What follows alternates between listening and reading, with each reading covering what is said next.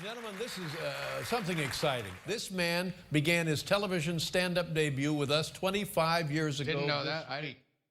My dream was to get on the David Letterman show. I was a guy who grew up with David Letterman. It turned out I was a Dave comic. Do you remember your first set on Yeah, I Letterman? remember that. Long time ago. I actually watched you not watch your first Letterman on television. You were on your bed, face down, with your hands hiding your eyes for the entire time. Like he had these other two guests on, wherever they were, and then he had me, you know. George Wendt is on the program tonight. But the reason you're all, showing up, Norm Macdonald is with us. In addition to George Wendt, Norm Macdonald.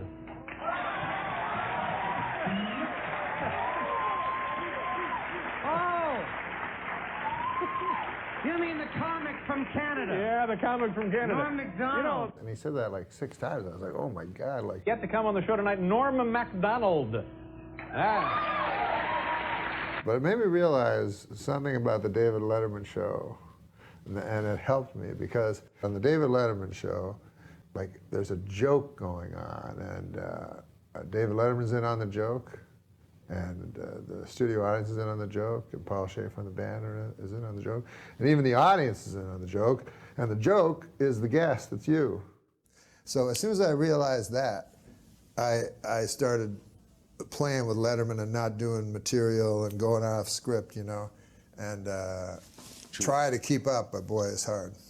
How long did you guys date?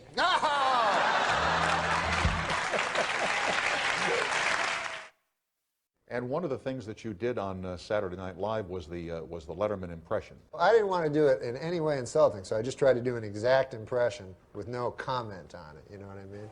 And then Letterman phoned me, and he said he was okay with it, Oh, good. Yeah, so I felt better about that. Go ahead, do it. Let me see it. What? Come on, let me see it. Just a little. Just a little. What's that? Just a little. You know what I'm talking What about. would that mean? Just let me see a little of it. Come on, Marc. Come on. You're ready on your little show, but you're not ready here. You got all week to get ready on your little show. Why didn't they fire that? You announced on Dave's show, or you told the public that you were no longer with Saturday Night Live. I was booked on the Letterman show the next night, right? The next night. If you say so, yeah. And so I said, oh, well, I may as well talk about. You don't mind if I ask you a question? What's that? I hear this story, and there's like this press release, you get your ass fired. Is that true? No, you didn't get fired. Yeah, they fired me. No, they didn't fire you. He was just fired up with anger and fury on your behalf at the pinheads at NBC. I know Don Ohlmeyer, and just between you and me, he's an idiot. Oh. Dave was much more upset about it than me. Because Dave wasn't under the influence of Xanax. You're the damn quarterback, Norm. You're the one who punches it over the goal line for pay dirt.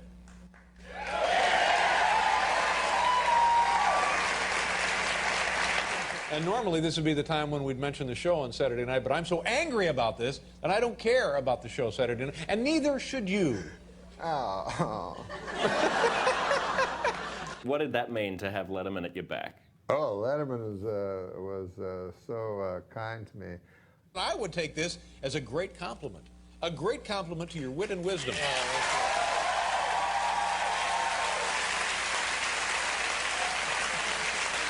Yeah, one thing about being fired was like a lot of cool guys I really loved, mostly Letterman, he was my favorite guy ever. He jumped to my defense, which was really nice. But especially David Letterman, because he was the reason I got into stand-up, and he's the reason that I love comedy so much.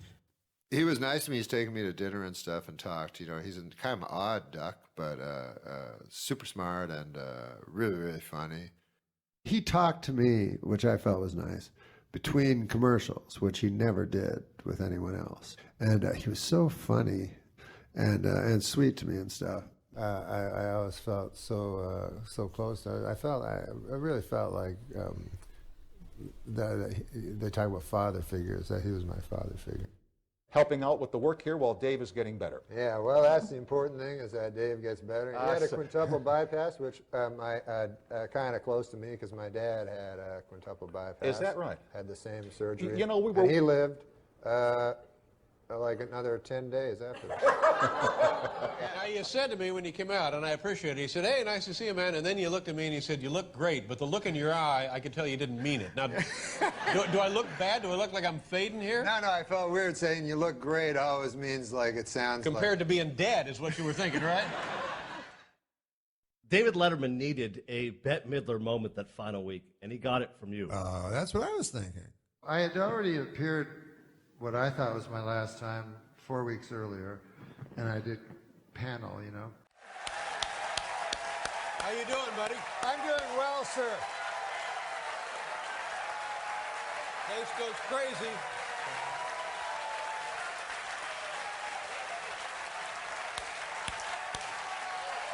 Oh, okay. Hey.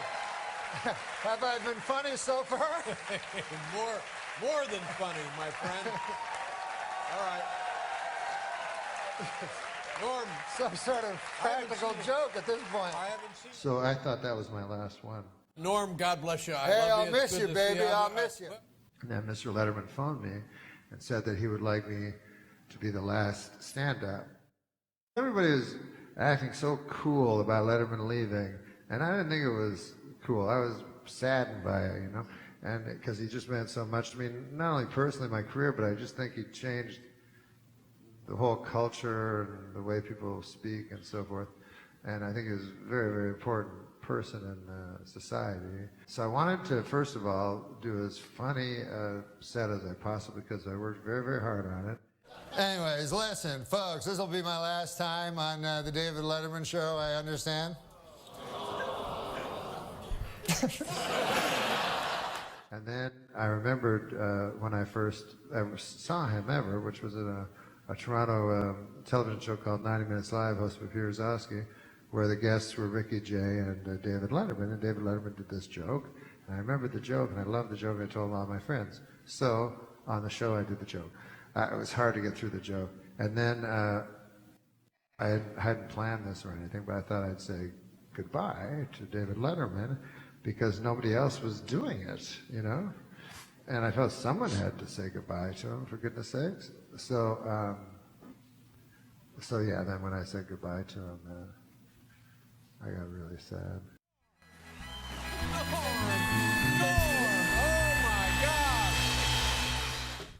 Did Letterman say anything to you afterwards, after the show was over, or there was no discussion of it? He whispered in my ear something that you want to keep private? Should keep private. But he said something to you that was special toward you. yeah, very special, very special. I think you're very funny, Norm. I always enjoy your work, and I'm glad you're here. Nice to Me have you. too, man. You're the funniest dude in the world. No, I'm not. I'm just mediocre funny. But you're really funny, and you'll always have that. I'm just a dork. You know, Norm, what I like about you, you're actually funny. You know what I mean? You're just genuinely funny. You're a nice Everything man. you say is funny. I love Norm, and my guess is, what I know of Norm is that he may not be working hard. No. But what he has is the same result as somebody who's worked hard. Yes, yeah. Which is, again, enviable, admirable. But God, he makes me laugh. And the delivery, the persona, and the material. It's perfect. Powerful, yes. Do you watch this show? No.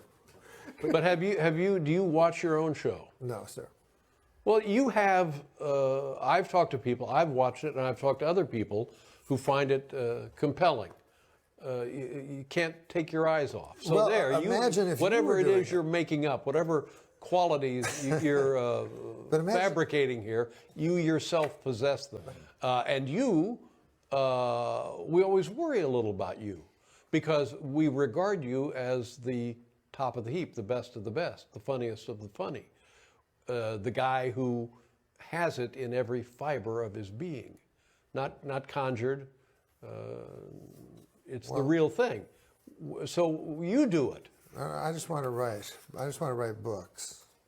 But I'd like to watch you with a big desk, and it'd be black.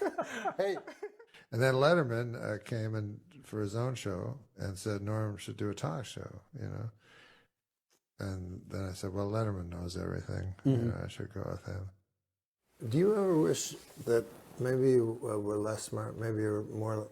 I wish I was as smart as you.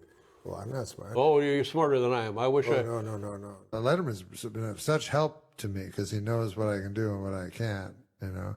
And so he gave me so much great advice for this show. And he said, just make it a conversation. Where did this conversation occur? Well, I phone him whenever I need advice, Right. and he didn't realize how much I needed advice. You know who our boss is on this show? The great David Letterman. So Letterman's like the opposite. He's like, I don't want to be called executive producer. So every week he'd have like a funny title, like he'd go, I'm location scout, or, you know, I'm special counsel. You want to be special Letterman special loves counsel. you. Special counsel to Norm Macdonald. Letterman loves you. He says you're the smartest comic that ever lived and all of that stuff. He's and really kind. and you, Listen, I talked to Dave about everything, so yeah. So he's been amazing. I would only do this for you. Honestly. Really? Yeah. I would only do this for you. Well, that's sweet. I'm tired of talking, Marc. Okay, now it's going to turn into Norm show. Then you do not deserve me during the bountiful harvest that will result.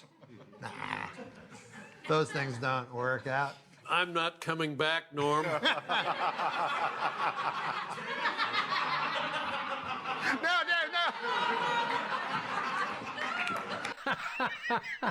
So you're the one who saw that. I had to watch it. He walked out of the show. I love Norm. God, jeez. What is my best or favorite moment professionally? I always wanted to be a stand-up comedian. My hero was David Letterman, and I got on the David Letterman show. That was what I always wanted, you know. The greatest moment I ever had was standing on the floor of Late Night with David Letterman at 12:30 p.m. and hearing a great man behind me laughing. Very funny, Norm.